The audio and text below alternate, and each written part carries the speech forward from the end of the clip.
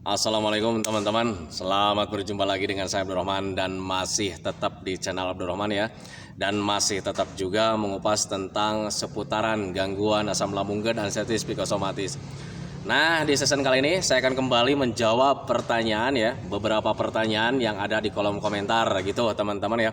Nah, makanya bagi teman-teman yang kemarin merasa bertanya di kolom komentar gitu teman-teman ya, tolong tonton videonya sampai habis, jangan di skip biar kalian nanti mengerti, biar kalian nanti paham tentang seputaran pertanyaan kalian. Nah, itu teman-teman, nah, makanya tolong tonton videonya sampai habis, jangan di skip. Dan kemudian seperti biasa ya, bagi teman-teman yang baru bergabung, kalau seandainya kalian mau bertanya tentang seputaran gangguan asam lambung dan anestesi psikosomatis, alangkah baiknya kalian tonton dulu video-video saya sebelumnya, karena untuk seputaran gangguan asam lambung dan anestesi psikosomatis semuanya sudah saya share ya. Dari mulai cerita saya yang terkena gangguan asam lambung dan anestesi psikosomatis, kemudian merasakan 1001 macam sensasi yang sangat tidak nyaman, itu sudah di-share teman-teman ya. Dan kemudian bagaimana cara menangani setiap sensasi yang hadir, itu juga sudah di-share. Nah, makanya biar lebih jelas, biar lebih detail, alangkah baiknya kalian tonton dulu video-video saya sebelumnya. Nah, itu teman-teman ya. Dan kemudian bagi teman-teman yang baru bergabung juga, seperti biasa juga, kalau seandainya kalian belum subscribe channelnya, mohon videonya itu di subscribe dulu, karena untuk subscribe itu tidak memerlukan biaya, tidak memerlukan pendaftaran. Jadi subscribe itu adalah hal yang sangat mudah sekali bagi teman-teman lakukan ya. Jadi teman-teman itu cukup memijit saja tulisan subscribe, biar kenapa? Jujur ya, biar videonya itu cepat berkembang dengan baik. Dan kalau seandainya videonya itu berkembang dengan baik, sudah barang tentu itu akan menambah semangat tersendiri buat saya untuk terus nge-share tentang seputaran gangguan asam lambung dan anestesi psikosomatis ini terhadap kalian. Kemudian yang lebih penting dan yang lebih utamanya, tekan juga tombol lonceng sama tombol like-nya ya, biar kalian itu dapat notifikasi atau pemberitahuan video saya yang terbaru. Karena saya itu akan terus nge-share tentang seputaran gangguan asam lambung dan anestesi psikosomatis ini terhadap kalian, dengan tujuan semoga saja videonya itu menjadi wasilah atau jalan keluar bagi kalian yang sedang mengalami gangguan asam lambung dan anestesi psikosomatis hingga membaik ya, apalagi sampai sembuh total. Amin ya robbal alamin. Ya, minimal hanya memberikan motivasi saja, atau lebih minimalnya lagi hanya sekedar menemani kalian yang sekarang sedang merasakan tidak nyamannya dari gangguan asam lambung dan anestesi psikosomatis. Nah, itu teman-teman ya. Nah, kembali lagi ke topik utama teman-teman ya. Di sini banyak sekali yang bertanya tentang seputaran gangguan asam lambung dan anestesi psikosomatis teman-teman ya. Tetapi sebelum videonya saya lanjutkan, seperti biasa teman-teman ya, mohon maaf sekali apabila pertanyaan kalian ada yang tidak terjawab gitu teman-teman ya, karena pertanyaan di sini itu sangat banyak sekali teman-teman ya. Mohon maaf atas keterbatasan saya gitu teman-teman ya, karena durasinya terlalu panjang kalau seandainya saya bahas semuanya gitu teman-teman ya. Nah, tetapi bagi teman-teman bagi yang tidak terjawab, sebaiknya kalian tonton dulu video-video sebelumnya gitu teman-teman ya. Nah, itu teman-teman ya. Nah, pertanyaan ini ya, yang pertama ini dari siapa ini? Pak, tolong bantu saya, bimbing saya menderita setiap hari karena asam lambung dan cemas. Semoga Bapak bersedia membimbing saya. Untuk orang-orang yang terkena gangguan asam lambung dan anestesi psikosomatis, sebetulnya tanpa ada bimbingan juga gitu teman-teman, kalian nggak usah khawatir sih sebetulnya teman-teman ya. Karena untuk gangguan asam lambung dan anestesi psikosomatis itu tidak berbahaya teman-teman ya. Tetapi kalau misalkan kalian merasa menderita setiap harinya teman-teman ya, kalian harus bisa menerima teman-teman. Nah, makanya untuk orang-orang yang terkena gangguan asam lambung dan anestesi psikosomatis itu dituntut mempunyai rasa sabar gitu teman-teman ya. Kenapa saya katakan dituntut mempunyai rasa sabar? Karena untuk gangguan asam lambung dan anestesi psikosomatis itu pemulihannya berbeda dengan gangguan yang lain teman-teman ya. Karena untuk gangguan asam lambung ketika diikuti dengan anxiety disorder, di situ harus ada pelatihan dan pembiasaan untuk psikisnya teman-teman. Tetapi untuk asam lambungnya kalian menjaga makan saja, kalian itu sudah beres sebetulnya teman-teman ya. Nah, makanya untuk orang-orang yang terkena gangguan asam lambung dan anestesi psikosomatis, kalian gak usah khawatir teman-teman ya. Kalian itu bakalan bakalan membaik, bakalan sehat lagi, bakalan sembuh lagi teman-teman ya. Karena untuk gangguan asam lambung dan artritis psikosomatis itu adalah gangguan biasa teman-teman, gangguan rumahan teman-teman. Tetapi kalau misalnya kalian merasa menderita dengan gangguan asam lambung dan artritis psikosomatis itu teman-teman ya, saya katakan wajar gitu teman-teman ya. Orang namanya juga sedang sakit gitu teman-teman ya. Dan untuk yang namanya sakit apapun itu terasa tidak nyaman teman-teman ya. Sakit gigi kita tidak nyaman gitu teman-teman ya. Padahal sakit gigi itu adalah gangguan biasa teman-teman ya. Kemudian kita mengalami demam. Saat demam kita itu merasa tidak nyaman teman-teman ya. Ya karena untuk gangguan apapun teman-teman ya yang sifatnya negatif pasti tidak nyaman teman-teman ya. Nah itu makanya ketika kalian sekarang sedang terkena gangguan asam lambung dan artritis psikosomatis, kemudian sekarang kalian itu sedang merasa menderita teman-teman ya, terima saja kalau seandainya kalian itu sekarang sedang sakit gitu teman-teman. Tetapi kalian itu harus punya keyakinan gitu teman-teman ya, untuk gangguan asam lambung dan artritis psikosomatis yang kalian derita itu bakalan normal kembali teman-teman. Kalian bakalan sehat lagi, bakalan sembuh lagi teman-teman ya. Kalian itu bakalan kembali lagi keadaan kalian yang dulu itu sebelum terkena gangguan asam lambung dan artritis psikosomatis. Nah itu teman-teman. Tetapi kalau misalnya kalian butuh bimbingan gitu teman-teman ya, kalau seandainya ketemu sama saya itu agak sulit gitu teman-teman ya, kalian boleh tengok video-video saya yang terdahulu teman-teman. Yang kemarin-kemarin tengok saja dulu gitu teman-teman ya, karena untuk seputaran gangguan asam lambung dan artritis psikosomatis semuanya sudah di-share teman-teman ya. Bagaimana cara menangani perut kembung, bagaimana cara menangani dada terasa panas, bagaimana cara menangani sakit kepala, bagaimana cara menangani meriang, semuanya. Bagaimana cara menangani sering mencret gitu teman-teman ya. Untuk seputaran gangguan asam lambung dan artritis psikosomatis semuanya sudah di-share teman-teman ya. Tinggal kalian tonton biar lebih jelas, biar lebih detail. Kemudian ketika ada caranya, kalian lakukan dengan konsisten teman-teman ya. Karena untuk seputaran gangguan asam lambung dan artritis psikosomatis itu butuh kekonsistenan kita gitu teman-teman, kalau seandainya pengen cepat membaik gitu teman-teman ya. Nah tetapi kalau misalnya kalian malas juga melakukan metodenya gitu teman-teman ya, apakah gangguan asam lambung dan artritis psikosomatis itu bakalan membaik? Bakalan teman-teman. Makanya kalian gak usah khawatir teman-teman ya. Banyak sekali orang-orang yang terkena gangguan asam lambung dan artritis psikosomatis tanpa menjaga pola makan, tanpa menjaga pola pikir, tanpa menjaga pola hidup, itu mereka sudah sembuh total. Nah itu teman-teman, cuman berbeda durasinya dengan orang-orang yang menggunakan metode gitu teman-teman ya. Kalau orangnya menggunakan metodenya teman-teman ya, dia tetapkan 3P-nya gitu teman-teman ya, pasti mereka itu bakalan cepat membaik. Berbeda dengan orang yang tidak menggunakan metode. Sembuh sih bakalan sembuh, cuman kesembuhannya agak lama. Nah itu teman-teman, makanya jangan terlalu khawatir tentang seputaran gangguan asam lambung dan artritis psikosomatis yang kalian derita. Kalian bakalan sembuh total dari gangguan asam lambung dan artritis psikosomatis. Kehidupan kalian kayak dulu lagi, itu bakalan kalian rasakan kembali gitu teman-teman. Nah, makanya pahami saja ke sana. Jadi ketika kalian sekarang ingin cepat sembuh, alangkah baiknya kalian tetap jaga 3P-nya. Pola makannya dijaga, pola hidupnya dijaga, pola pikirnya dijaga, biar kalian cepat membaik. Nah itu teman-teman ya. Nah kemudian pertanyaan selanjutnya ya, Assalamualaikum mungkin ya. Assalamualaikum Pak Guru, betul sekali apa yang Bapak bilang.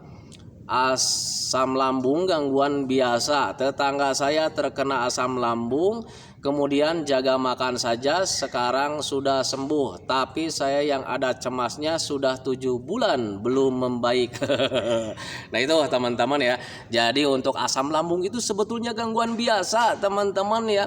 Jangankan kalian ya, semua orang mengalami gangguan asam lambung teman-teman ya. Dari anak kecil sampai orang dewasa, sampai nenek dan kakek, itu pasti pernah mengalami gangguan asam lambung teman-teman ya. Karena asam lambung itu adalah gangguan biasa. Tetapi kalau misalkan terikuti dengan anxiety disorder teman-teman, itu menjadi luar biasa. Luar biasanya itu dari sebelah mananya? Dari rasanya saja teman-teman. Kalau seandainya dari bahaya, tidak ada perubahan teman-teman ya. Asam lambung dan anxiety psikosomatis, ada asam lambung kemudian diikuti dengan anxiety psikosomatis teman-teman ya, tidak berbahaya teman-teman. Cuman yang membedakannya itu dirasa teman-teman ya.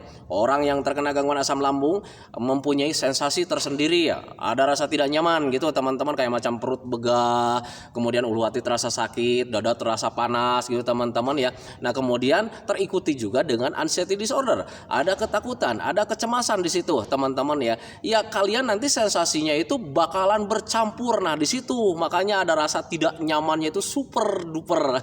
Nah itu teman-teman ya. Nah makanya untuk orang-orang yang terkena gangguan asam lambung dan anxiety psikosomatis harus bisa menangani kedua-duanya gitu teman-teman ya. Tangani asam lambungnya, tangani juga psikisnya. Tangani asam lambung kayak macam gimana? Menjaga pola makan gitu teman-teman, menjaga pola hidup, kemudian menjaga pola pikir. Untuk psikisnya kayak gimana? Jaga mental kalian gitu teman-teman, lakukan pelatihan-pelatihan mental biar kalian itu tidak mengalami ketakutan gitu teman-teman. Kemudian sering melakukan hiburan juga biar pikiran-pikiran negatif itu tidak selalu hinggap di kepala kalian. Nah itu teman-teman ya, cuman sesimpel itu gitu teman-teman. Cuman kesimpulan itu kadang ketika kita mau melakukannya agak sulit teman-teman ya. Jujur sepengalaman saya memang seperti itu ya. Karena ketika kita sulit itu sebetulnya bukannya kita tidak mampu sih sebetulnya ya, karena mau ngapa-ngapain itu lebih dominan didorong oleh rasa takutnya yang masih besar. Nah itu teman-teman, makanya untuk orang yang terkena anxiety disorder itu butuh pelatihan dan butuh pembiasaan biar cepat membaik mentalnya. Nah itu teman-teman ya, biar cepat membaik juga pola pikirnya. Nah itu teman-teman ya. Jadi untuk asam lambung itu sebetulnya gangguan biasa teman-teman ya. Bahkan ada tetangga saya juga yang terkena gangguan asam lambung, kemudian dia pergi ke rumah sakit gitu teman-teman ya.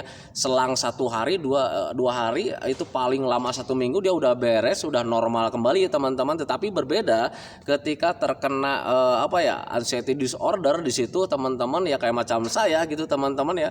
Perubahannya itu agak alot gitu teman-teman ya, karena di situ harus butuh pembiasaan dan pelatihan. Nah itu teman-teman, makanya pahami saja ke sana. Nah kemudian selanjutnya dari siapa ini? Gara-gara asam lambung mungkin ya, asam LEBN.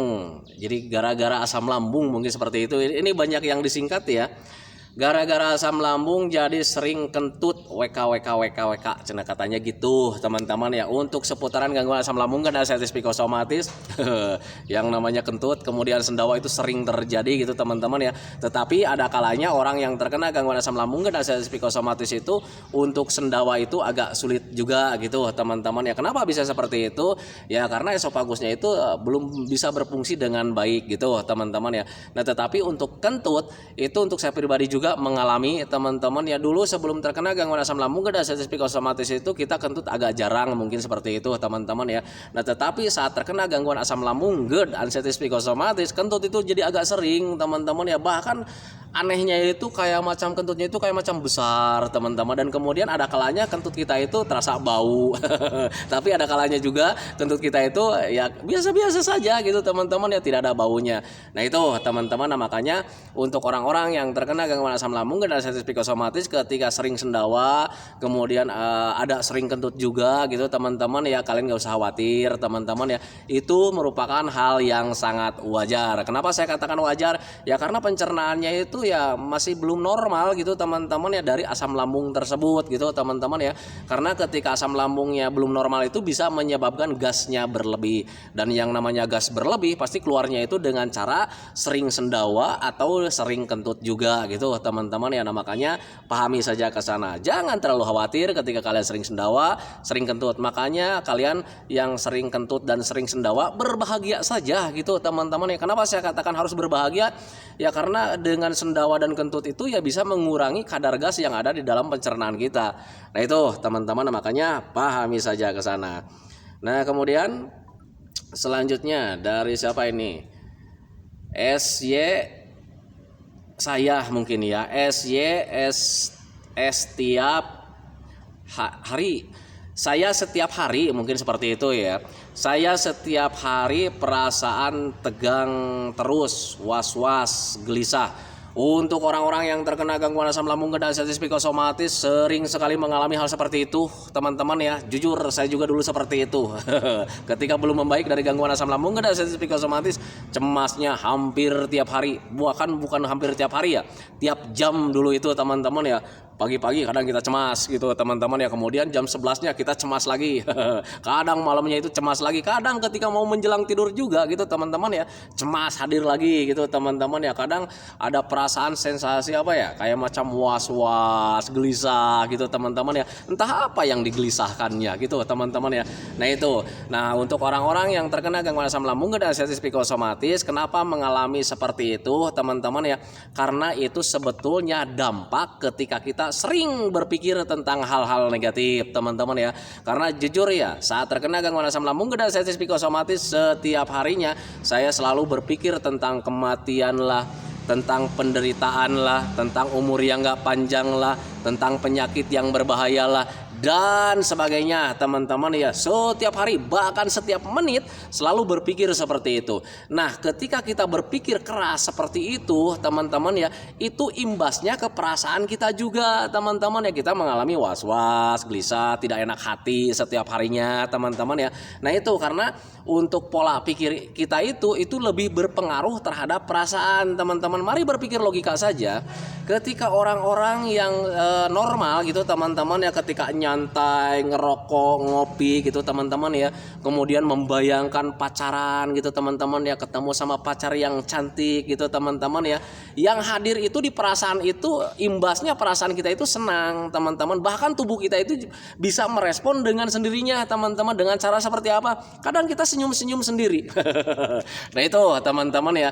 Nah makanya untuk pola pikir kita itu bisa berdampak terhadap perasaan kita teman-teman. Bahkan tubuh kita juga bisa merespon dengan sendirinya. Kalau seandainya kita berpikir tentang penyakit, berpikir tentang sensasi, berpikir tentang penderitaan teman-teman ya, tubuh kita itu bakalan merespon dengan sendirinya. Kita seolah-olah menderita setiap hari. Nah itu teman-teman, kemudian di perasaan juga terimbas. Kita serasa was-was setiap hari.